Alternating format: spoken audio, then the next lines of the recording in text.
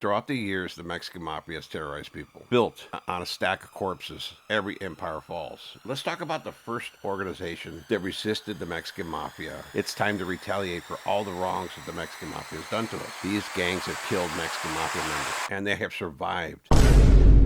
My name is Rene Enriquez, and you are watching Uncensored. This was from my video, The Gang That Defied the Mexican Mafia and Lived to Tell It. It's from @1interloper. I think when Chato passes on, Maravilla will go back to their old ways. Why? Because the MM is becoming more watered down, and I think they are slowly losing the grasp and influence over the people. Maravilla has shown it can be done. With more and more of the Edgars coming into play that don't want to follow the old school ways, I think it's a matter of time that the MM loses control. All empires eventually fail, and that is a fact. @1interloper, that is a fact. I've said that before many times. I mean, throughout history, look at the Byzantine Empire, look at the Roman Empire, look at all the empires that have fallen. Surely the Mexican Mafia is not going to break the mold by saying we are going to remain in control forever. Every empire falls. And why? There's a couple of different reasons why. Let's talk about the first organization that resisted the Mexican Mafia and survived. And why? That is the Nuestra Familia. I did a full coverage on this resistance. This was extracted from the Nuestra Familia member, Death Row Joe, who wrote it. A whole full history of the culmination of incidents that led up to the shoe incident, which wasn't a shoe war. It was just an incident that happened to bring about the retaliation in which NF struck out and assaulted Mexican Mafia members. That war was lengthy, obviously, and the NF paid heavily throughout that war. I mean, they did strike back, and they did eliminate Cheyenne Cadena. They did eliminate Cheyenne Cadena, which is the only Mexican Mafia member they've killed. And I say that over and over because I always get comments like, I'm lying, I'm biased. I am not biased. I am not lying. But how many Nuestra Familia members have been eliminated? They obviously suffered great losses. How many Norteños have been hit? How long did that war go on for? Decades and decades and decades. But look at the NF now, walking the main line with Mexican Mafia members, doing business with Mexican Mafia members, and now have permission to come to Southern California and do business in Southern California. Whereas before, if you seen dudes flying a red flag in Los Angeles, they were getting whacked. That's the truth. But Sureños have migrated everywhere. They're all up in Northern California. Now they have an accord. It's an agreement to end or cease hostilities. And current NF members have said that they will adhere to the agreement as long as it suits their purposes, which is kind of ambiguous. For me, they're saying, look, there's no peace. And as long as this is cool for us, we'll do it. But like I said 1,000 different times, if I was a tactician in the Nuestra Familia, I would say, look, we got enough money. We recruited our numbers. We've enjoyed this hiatus, if you will, on the general population for a long, long time. And our stuff is now firmly embedded in our communities, on our general population yards. It's time to retaliate for all the wrongs that the Mexican Mafia has done to us. And then in one fell swoop, I would have a retaliation kickoff throughout the state of California. And that would be a blow, because the Mexican Mafia has become complacent. There's always been a perception that the Mexican Mafia is heavy-handed bullies that took advantage of its people, and that is true. I was part of the Mexican Mafia. I know that happens, and it victimizes more people than it embraces. And that's the truth. The Mexican Mafia is built on a stack of corpses, and hundreds, maybe thousands of people who have suffered a brutal retaliation from the organization in terms of assaults. I can't even count the number of people who've been extorted. But it's a reality. The Mexican Mafia terrorizes its own population because that's where it gets away with it. They can't go to Chase Bank or Ford Motor Company or Tesla and say, hey, man, we want your money. Give us your money or we're going to whack you and put you on the lista. They can't do that. So who do they victimize? They victimize the Hispanic community and the Hispanic gang subculture. And they control the prison subculture. That's what they do, and that's where they function. So who's in there? Mostly gang members, right? And they get victimized. So obviously, throughout the years, the Mexican Mafia has terrorized people. It has abused its authority. Now, I'm not saying every carnal does that. The point is that there's resistance from the Nuestra Familia, and they have survived. They have survived, and they're thriving now. They're flourishing. They're outnumbered by Mexican Mafia and Sureños, maybe 4-1, but they've survived. They've carved out an organization, and they've survived. The next issue we're going to talk about is the Maravillas. The Maravillas started resisting the Mexican Mafia early on. When the NF Mexican Mafia war kicked off, some Maravilla guys were eliminated. I went to a previous issue on the Maravillas. We talked about this, but the Maravillas as a whole created a separate organization called Los Maravillosos. I don't know that it's in existence today. It was back in the 70s, and I know quite a few of those guys got eliminated. The Maravillas got separated in the county jail. They had their own living quarters, but they were striking back in the county jail as well. But a lot of those paid the price, right? They paid a heavy, heavy toll. They were targeted everywhere in the county jail, and it really was a county jail phenomena. It really was just a county jail phenomena because when Maravilla gang members went to the state, nothing really happened to them. So it was a county jail thing. And the county jail is a world unto its own. Anybody who's been to Los Angeles County Men's Central Jail know that that place is a world unto its own. So stuff that happens there doesn't always follow people to the state. I can't tell you the number of guys that came to Pelican Bay State Prison and said they're on the least on the county jail, and we didn't care anything about it because of that internal politics and power struggle stuff that was going on there. And the same thing was with the Maravillas because we had camaradas that were from the Maravillas. Baby Bob Montenegro was a good camarada of ours. But the Maravillas resisted. In fact, they used to tag on the walls, tax-free neighborhood. Lopez Maravilla used to do that. And they used to call Mexican Mafia grapes and sewer rats, and they disrespect the sur. And for those who don't know what sur means, it means south. Anybody from Southern California, right? And they did that, and they survived. In fact, recently Chato just brought them back into the fold, and they're considered Southsiders or Sureños. I don't know what they're considered. Maravillas are just a different beast, right? It's just a different beast. And I don't know the internal politics of that gang or all those collection of gangs, right? But they survived, right? They survived the onslaught of a Mexican Mafia green light for decades. A number of them got eliminated. A number of them got hit. And that's the truth. But they stood firm and they survived and they never yielded. In fact, part of their agreement is that they don't have to pay taxes unless they participate in politics. But look, I know that may be the fascia, the face of it, right? But somebody's paying taxes. People who are doing and moving and shaking in that hood have to be taking care of Chato. Chato is a sole Maravilla Mexican Mafia member now, and somebody has to be taking care of him. No Mexican Mafia member is just going to say, yeah, you can disrespect us, but we're going to let you survive. You're cool, and you can dictate the rules to us. It just doesn't work that way. So let's just think reality here, right? Just reality. Let's get beyond the surface agreement that was made with the Maravillas in Chato, right? Somebody has to be taking care of Chato. And that's all there is to it. Bottom line. Bottom line. Okay, let's get to the real stuff, right? The juicy stuff. But before I do, let me remind you all to watch this video in its entirety. That's the best way to support this channel. Then you can hit the like button, leave a comment. And if you haven't subscribed already, go subscribe. There's a number of ways to support us. You can become a member of this channel. You can contribute to the team by buying the team a cup of coffee, or you can buy a signed copy of the Black Hand book through www.buymeacoffee.com/uncensored team. There we sell copies of the book. We also have Patreon. We have Patreon. I want to make an announcement about Friday's live. We're going to have a live Friday. That's tomorrow, folks. This is Coco Zaragoza, right? Coco from 18th Street. In fact, Coco Zaragoza was ran up on by MS guys, those guys from El Salvador. They, on June 15, 2020, USP Lee, at 15:08 hours, Coco Zaragoza and his cellie were stabbed up badly. A lot of blood. But the injuries were not severe. They almost whacked him, though. I mean, a couple guys ran in there, and they handled their business because Coco had somehow offended these guys. And they're not down with the program. They are not down with Mexican Mafia influence. They've already said that. They're on a different program. And then, after the hit on Coco Zaragoza, the BOP, the Federal Bureau of Prisons, implemented a nationwide lockdown. They separated all MS guys from all Sureños and Carnales. And this is the first time in the history of the BOP it's happened because it was that serious. The BOP understood there's going to be retaliation. There's going to be retaliation. So they did that as a security move to protect everybody, right? To stop all out bloodshed. So they get separated. Lo and behold, sometime later at USP Beaumont, some Sureños end up on the yard with MS guys. Not MS-13 guys, but actually MS guys, right? Because these aren't the 13. These are the MS, Salvador and Mexico and Guatemala and Peru and wherever they're from, right? These are these guys, right? They end up on the yard with these guys. Sureños. One Sureño is close to being made a carnal. Very influential camarada. He's close with the carnales. These are camaradas, right? And they end up on the yard. This is sometime after, maybe a year after the hit on Coco Zaragoza. They know already. Everybody knows. You hit a carnal, it's war. It's war. What happens?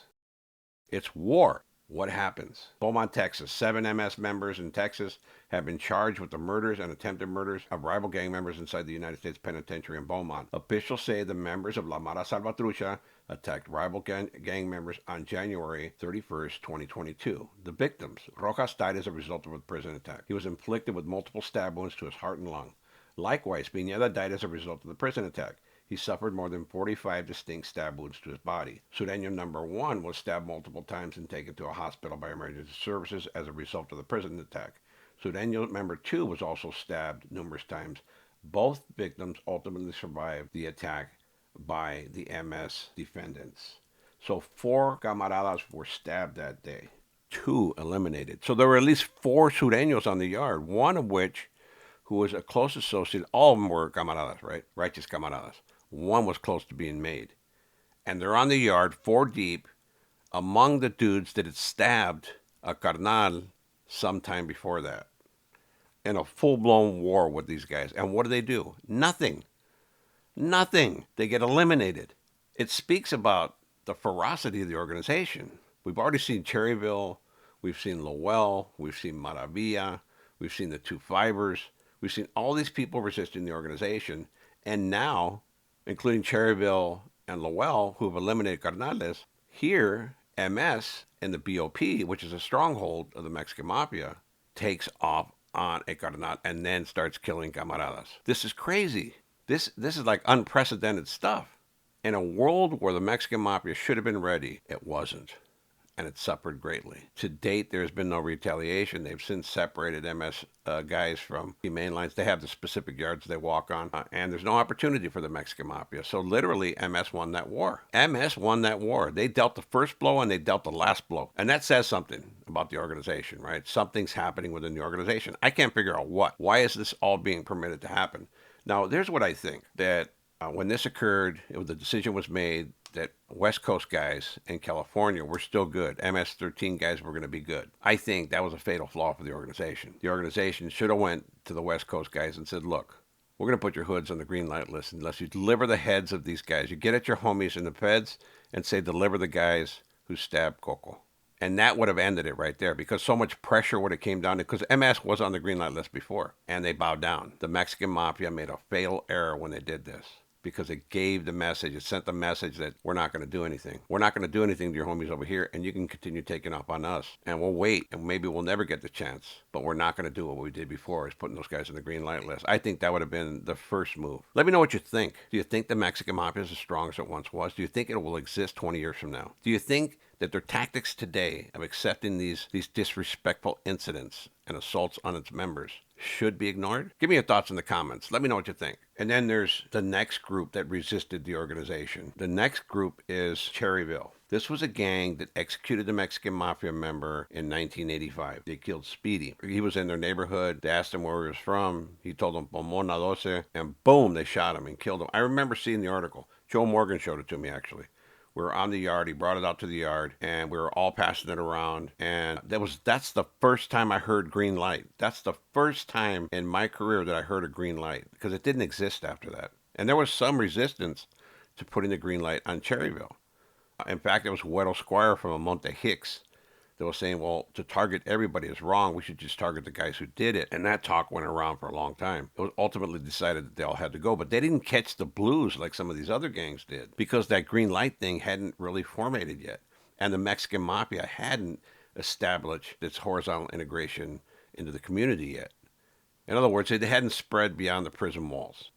Everybody knew about it in 85, but the Mexican Mafia hadn't infiltrated out in the streets yet. So Cherryville kind of went unscathed. They just remained on the lista. If you went to prison in that era and you were from Cherryville, you might encounter problems. But I don't remember one dude getting whacked out behind this. They killed a carnal and lived to survive and thrive. In fact, Mike Lerma gave them a pass and put them on his crew. There was a number of Cherryville gang members that were recently indicted with Mike Lerma. So Mike Lerma now controls that area and has seen fit to put them on his crew, which means they got a pass. They got a pass. They killed a carnal, survived the onslaught, which really wasn't much of an onslaught, but they survived the green light, and Mike Lerma, Dogmouth Mike, that's what we called him, Dogmouth. I heard everybody calls him Big Mike now, but it's Dogmouth Mike. That's his original mob name. Everybody called him that. And I don't know why. And I don't know how he became this big influential guy, because he wasn't really about anything. He was just quiet. I never had a problem with the guy. He was always personable. He was always polite, respectful. But now he's a big shot caller in the mob. I mean, I got him on a number of calls. We're going to be running some of his stuff too. So he gives them a pass, right? By incorporating them into his crew. The next group is the Lowell Locos. I just did a piece on these guys, so you guys know really well, if you guys watched the episode, that Lowell killed a carnal. They killed a carnal, just like Cherryville. They killed a carnal, just like Nuestra Familia. They killed a carnal. They lashed out and they killed a Mexican Mafia member, which is, to the organization, the ultimate of sins. The ultimate. But apparently not, because everybody gets passes. You can kill a carnal and get a pass after a little time passes. And if you're making money with you, then that's okay. Which is kind of what the comment from one interloper indicates, that the Mexican Mafia is getting watered down. It's becoming less and less ferocious because they are allowing people to kill Mexican Mafia members. And this is all real. This is not made up. It's not supposition. It's not speculation. These gangs have killed Mexican Mafia members because they felt the Mexican Mafia was either too heavy-handed, disrespected them. Whatever the case was, they killed a Mexican Mafia member. So Lowell did it. They plotted out his execution, and executed him. He was a newly minted Mexican Mafia member, had been in maybe a year, and they executed him. In fact, they went on to form a gang called the Green Lighters. I know that the initial guys that went to prison joined this gang, and it was originally for green light gangs. Now it's everybody. I don't know the internal politics of this PC gang, and it is PC gang, right? But those are the tattoos they rock. So these guys tattoo that tax-free, GL, or they'll have a little green light bulb, and they proudly claim that title. Now, I'm not saying that all green lighters are Lowell gang members, but some of them are, and that's where the concept came from. And I was checking out dude in the top center. What is up with his eyes? Dude's eyes are tripping. A phenomenon in prison. We're going to see more and more in this. There's so many prison gangs that have started that are anti-Mexican Mafia. I'm going to show you a couple of the big ones. I'm not going to get into all of them because there's so many, and they're like flashes in the pan. They create a gang. A couple of guys get together at a certain prison. It's their gang, and it's based on the premise that they're anti-Mexican Mafia. We're going to discuss that too, right? This is Tonito Rodriguez, the Mexican Mafia member that was executed by Lowell. And this reverberated throughout the organization because the organization was at peak strength at this time. And they retaliated. A lot of guys fell by the wayside from Lowell. And some people say that the gang is obsolete now because many of them have been disbanded and they moved out because of all the heat, but it still exists. Lowell still exists. It's still a territory in the heart of Northeast LA that still exists. I would be hesitant to go up there just to cruise around myself because it's such a small neighborhood and everybody is leery of any newcomer coming into there. Then there's the cartels. There are cartels in Mexico that have whacked out a number of Mexican Mafia members or had something to do with their executions. And this is just a few. There's others that I haven't put in there because I don't know the full details of them. But these individuals offending the cartels has brought about their execution. The first one is Efrain Diaz. Second is Martin Madrigal. Third one is Daryl Castrejon.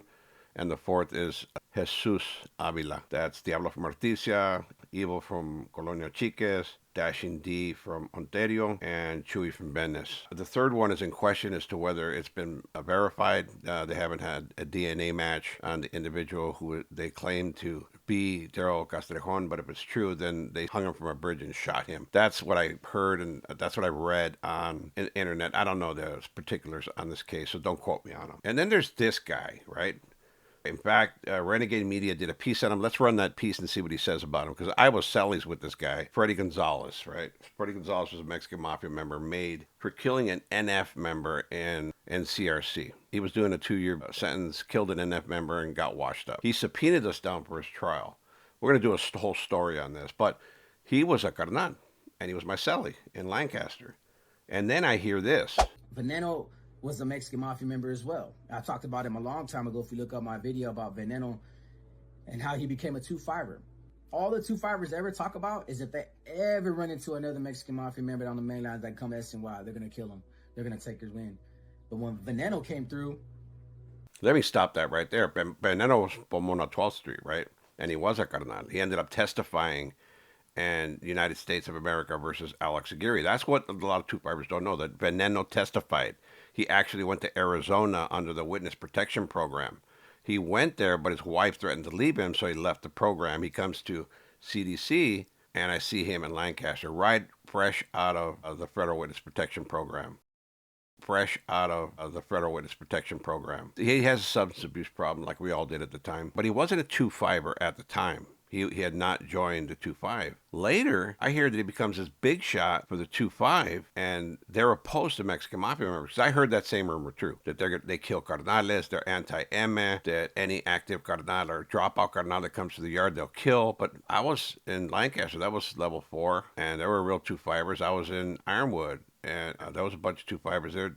They never bothered me. I didn't want no problems with them, and they didn't want no problems with me, and it was cool. We didn't like each other, you know. I didn't hang out with those guys. I stayed away from those PC gangs. I couldn't see getting out of the real mob and joining a fake mob, because it is a fake mob. Guys get out, drop out, and go to a SMY yard and join a gang. I don't get that. You drop out, you debrief, then you go over there, and all of a sudden you're a good dude, you're a carnal. It's just an impossibility, right? You're PC, you debriefed, you're done. Give it up. But some guys just can't get out of their system, right? So we get there, and we're Sellies in Lancaster, me and Freddie Gonzalez. And I don't happen to have a picture of him. I did a global search. There are no pictures of him online. I cannot locate a picture of him, probably because he never took any, right? In fact, I remember on one occasion in Lancaster, I wanted to take a picture with him. He didn't want to take a picture.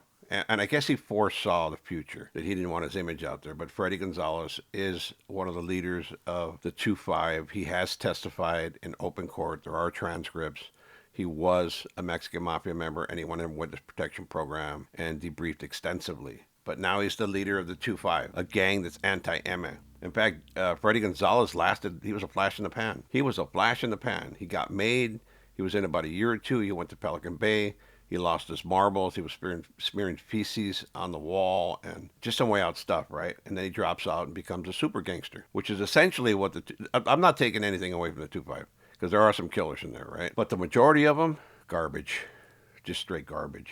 He's like one of the notorious 2-5 leaders right now, the biggest voice in that organization. I don't know if he just took that same concept of power and said, you know what? There's power in numbers with these guys, because these guys are 200 deep on each yard. I'm an ex-Mexican Mafia member. They're going to idolize that. They're going to thrive off that. They're going to want me to join their group. So while I join, I'm going to use that same powerful voice I had on the main line and convince these dudes to work for me. And that's the truth. He did. There are numbers. They got numbers. And they actually call them the numbers, right? They call them the numbers. And there's this whole mentality of F the M, F the Sureños, but all of them are former Sureños, and a couple of them are ex-M. The original concept was devised in Tehachapi. This is the first time I heard about bombing crews, right? Where Hops from Clanton, Top from El Rio, Crackers Vindiola, all those guys, they were all dropouts, right? And they would have these little crews of youngsters. As soon as they see an active guy, they would send the youngsters over there to bomb on them. And then after they finished assaulting them, they'd throw a knife by them and say, hey, he pulled out a knife. And they were cool. None of the bombing crews went to the hole. That's how it started as protection. It wasn't started. I've seen interviews, we're anti-M and we've sworn to kill them, because they're on non-designated yards now, and not one 2-5er is killed an M member. So that's BS, right? They preach that on the yards, right? FDM, we're against politics, but they don't have access to them. Now they have access to them. Now they have access to carnales, and nobody's doing anything, right? If they're all that superpower, high-power gangsters, then get to it, right? Get to it. And I just don't see it happening, right? In fact, I see at some point the Mexican Mafia striking an agreement with them so that they can exist on their part of the yard. I heard that's happening now, that the Mexican Mafia members are on some non-designated housing yards, and they've already separated the yard and said, well, you guys stay over there, we stay over here, we do our business, we don't intermingle. The next step coming is doing business, because everybody's money is green, right? So the 2-5 may survive this intermingling on the general population yards. But it really is going to come to that test. It's going to come to that test at some point. The 2-5's either going to have to bone up and say, yeah, we are anti-M, let's do it, or they're going to have to bow down and say, okay, we're going to coexist with you. And that violates everything they've stood for. F the M, F this, F that. In fact, this is real anti-Mexican Mafia graffiti. The Green Lighters are writing F the M. And then one individual who's tattooed on his chest, F the M. There is a lot of this going around CDC. I don't think these guys understand that at some point they're going to come to rue those tattoos, right? Because the MA will see it and the MA will brutalize them. I don't think any of these guys are walking around with Mexican Mafia members. I don't think the Mexican Mafia would allow that on their yard. They're just not going to have that kind of graffiti. They're not going to have that kind of tattoos. I think they'll target those individuals immediately. And it's not an isolated incident. I've seen tattoo after tattoo after tattoo where individuals actually write FMA. And this other guy is F Sur on the back of his arm, I guess the back of his wrist. He has that tattooed, but there are a lot of tattoos. One of the symbols they use is the black hand, which I found most offensive. I saw that because they're insulting the Mexican Mafia because the Mexican Mafia uses the black hand, and they have the number 2 in the palm. So you get it, the number 2, and then the 5 fingers represent 5, so it's 2-5. Pretty ingenious way of utilizing the logo of the Mexican Mafia. But there's a number of gangs. There's Zapatistas, there's Northern Riders, there's Independent Riders, there's Cutthroat Family, there's Sucker Free, Gay Boy Gangsters. Everybody has a gang in PC. And they're all anti-Emma. In fact, the SMY population or the PC population far outweighs the general population. Just in numbers alone, the SNY gangs outnumber the Mexican Mafia vastly. It's not a small number, right? It's not a small percentage that I'm comparing, right? It's a big number, right? But here's the thing is that in most of these gangs, the quality of people getting into those gangs, I mean, they're not up to par. Like I said, I'm not going to take anything away from any one of these gangs. There are assassins in every group, right? And it don't take much to whack somebody out. It doesn't. But 99% of those gangs are garbage. You see those guys walking around the yard, level 10 gangsters, right? And level 10 is I'm joking because there's 4 levels of prison, 1 being the lowest level of prison and 4 being the highest security. So when I say level 10, I mean, oh man, super high power, right? And it's kind of a joke. It's kind of an insult, right? So you see these guys walking around the yard in size 50 pants. There's little jumper pants, hardcore, 4 or 5 of them, mad dogging everybody because they just joined this PC gang and they think that they're carnales, that they've arrived, right? And I look at them like, yeah, you're a punk. And everybody sees them that way. The majority of the SNY population sees these guys as punks and cowards. I'm not saying that all these guys are, but there's a lot of garbage in those gangs. A lot of garbage. I met a couple of them that were my friends. I knew them. You know, I didn't hang out with them. We didn't run the yard together, but I knew them.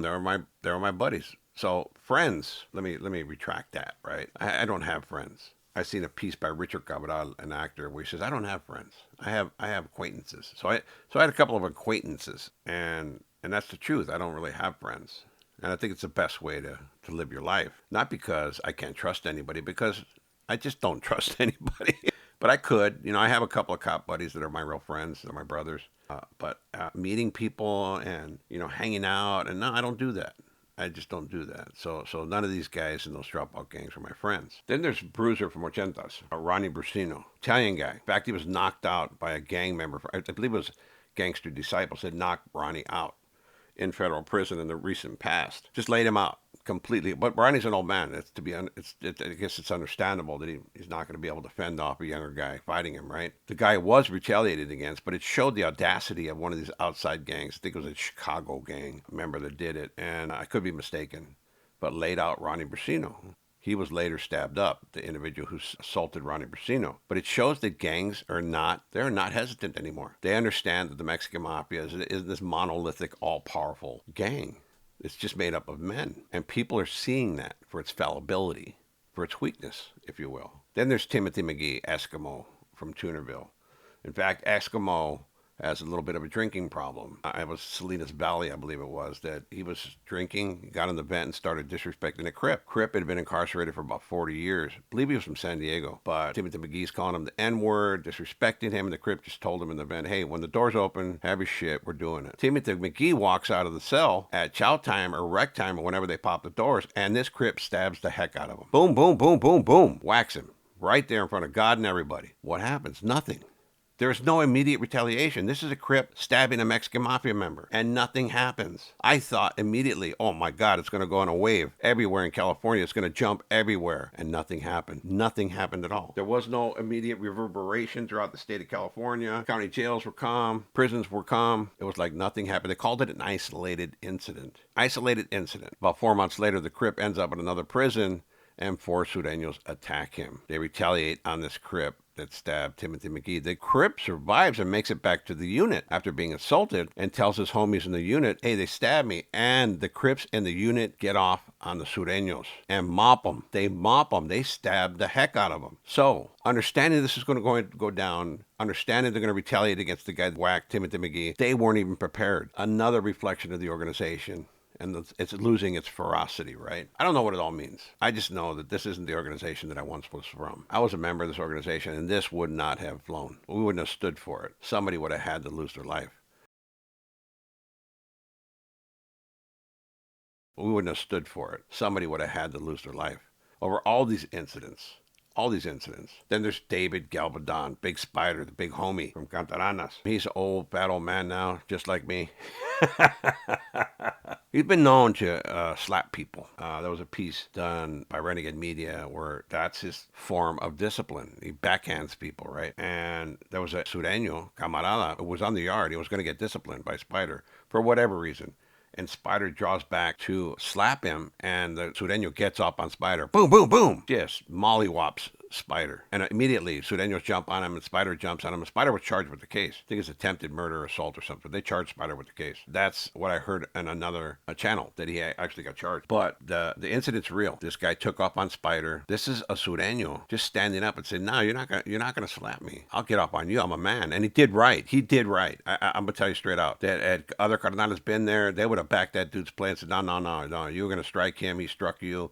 Let it go. Let it go. I would have said that. Like, well, how are you going to slap a guy in the middle of the yard and expect him to accept that from you? Because what? Your shit don't stink? No, that's not the truth. And I think that's a failure of leadership there. They should have immediately got that guy a pass. They should have supported him. They should have checked Spider for going around slapping people in the face. And Spider got what he had coming to him. And rightfully so. But what does it show you? All these people resisting the organization and assaulting the organization with no retaliation whatsoever. The guy that did this to Spider got beat down that day. They jumped on him. I guess Spider has a little security crew, and they got him that day. They didn't stab him or anything like that, but they beat him up. And then there's Robot, old Carlos Diaz. Carlos Diaz got a serious heroin habit. Just an old guy, living his best life. Got all the heroin he needs. He's getting high, doing his thing, you know. A camarada at the prison, I believe it was Lancaster, if I'm not mistaken, is tweaking balls. Runs in his cell and stabs him up because he's paranoid. Stabs Carlos up. A couple other camaradas run in there and save Carlos. But it shows that people aren't afraid anymore. They'll go in and they'll take off on Cardenales because the organization doesn't have that level of ferocity that it once had. It doesn't. And then who is another group that has resisted the organization to the level that these other organizations have? I did a piece on them before, and we're going to talk about them again. It's the Fresno Bulldogs. And yep, that's Johnny Hide the Salami Martinez. It's Johnny Martinez, right? In Salinas Valley, Fresno Bulldogs rush him in the visiting room and beat him down. They beat him down. Fresno Bulldogs have resisted every organization, right? They are an island unto themselves. But it's shown a number of gangs here. I've shown a number of gangs that have assaulted Cardenales, eliminated Cardenales, resisted the organization, and have survived and thrived. What does that say about the Mexican Mafia? That it's undefeatable, that it's monolithic, that it's omnipotent. It is not all powerful. It is not all seeing. It's not all knowing. These are men who are fallible. They wake up in the morning with bad breath and sit down on the toilet to poop just like you and me. And that's the reality of this organization, that it's not this huge, powerful thing. Now, don't get me wrong. Mexican Mafia has some power, but it's waning. It will not be the same 20 years from now. It will not be the powerhouse it once was. I think those times are long gone. The organization's on the wane. It's a small group of guys, and that small little group of guys will not remain an empire forever. Somebody will come along and be more powerful than them, smarter than them, more ambitious than them, and will take control. The MA will always exist. That's a given. As long as there's a Sureño to assume the mantle of leadership, somebody's going to reach for that brass ring. But I dare say the Mexican Mafia is changing. I don't know why. I think it's because they become complacent and they like their position of general population privileges. I think that's why they accept everything now, because they did 40 years straight in the hole, and they don't want to go back to that because that kind of fixed them. They kind of straightened their back out, and it took so much to get out. But I think it's a flaw in the organization because the Mexican Mafia was once known for its ferocity. These gangs since have proven that the Mexican Mafia has lost some of that. As always, folks, have a wonderful day. Stay safe. Peace out.